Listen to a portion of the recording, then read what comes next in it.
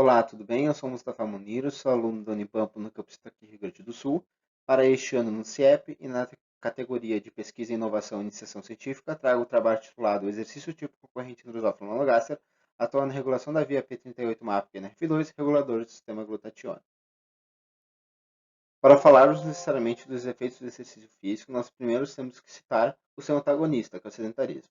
O sedentarismo ele já é considerado como uma das principais formas, do desenvolvimento de doenças crônicas não transmissíveis, que levam a alterações do metabolismo energético, que incluem principalmente aí condicionalidades, como por exemplo a obesidade. Esses fatores patológicos derivados do sedentarismo culminam no aumento da inflamação, que acabam levando aí a um aumento das espécies reativas, e esse aumento das espécies reativas culmina aí, então, na alteração desses sistemas antioxidantes, como, por exemplo, glutationa reduzida especificamente. Apesar disso, alguns autores trazem que não necessariamente apenas um aumento de radicais livres está relacionado com a desregulação do sistema glutationa, mas sim que existem possivelmente duas proteínas que podem estar relacionadas a esse mecanismo, como a P38 e NRF2. Sabendo-se disso,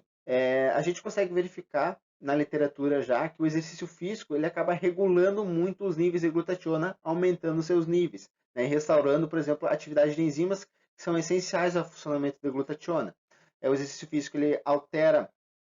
P38 diminuindo seus níveis por haver menores fatores apoptóticos, que aumentam assim os níveis de NRF2, tanto no nível de citosol quanto de núcleo, permitindo aí a regulação do sistema de glutationa. Então, necessariamente, a desregulação desse sistema pelo sedentarismo ocorre nessa mesma via, é o que nós queremos observar. Portanto, nosso principal objetivo foi avaliar os efeitos do exercício tipo concorrente na modulação de proteínas reguladoras do sistema de glutationas em Drosophila melanogaster.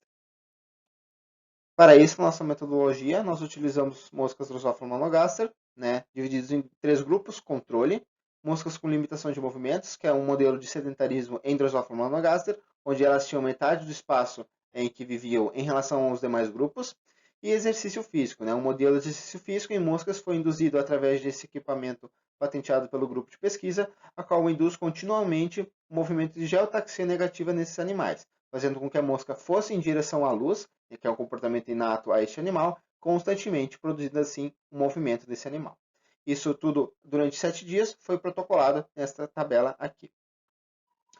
Análises comportamentais foram realizadas, em que incluíam teste de nado forçado, onde foi verificada a latência do primeiro ato de mobilidade, ou seja, o primeiro momento em que o animal era colocado nesse recipiente com SDS, e, portanto, verificado sua fadiga máxima, ou seja, o tempo total em que esse animal ficava nadando até o primeiro ato de cansaço, de fadiga, e o tempo total de nado. Por fim, análises bioquímicas, como análise de Western blot, P38 e NRF2, e determinação de níveis totais de GSH.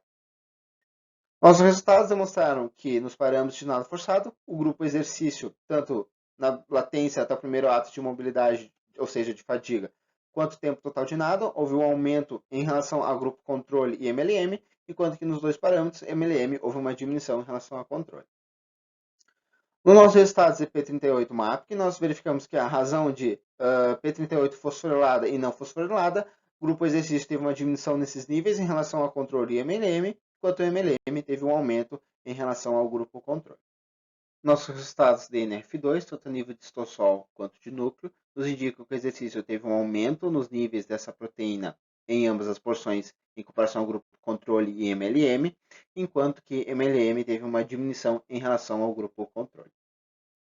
Já os níveis de glutationa, eles nos indicam que necessariamente esse mecanismo de regulação pelas proteínas realmente acontece. Quando nós verificamos que o exercício físico há um aumento nos níveis desse substrato em relação ao controle e MLM acaba reduzindo aí os níveis de GSH em relação ao grupo controle. Ao fim, então, nós observamos que o nosso modelo de sedentarismo ele acaba tendo a desregulação desse sistema glutationa através da redução de glutationa, principalmente através da regulação dessas duas proteínas principais, P38, havendo seu aumento, que leva então à diminuição aí de NRF2 em suas duas porções, tanto citosólica quanto nuclear. Ao contrário, o exercício físico ele acaba restaurando os níveis de GSH, muito em parte aí pela regulação desses fatores apoptóticos, como o P38, havendo sua redução e consequente aí aumento de NRF2 a nível citosólico e nuclear. Meus agradecimentos e desde já muito obrigado pela atenção.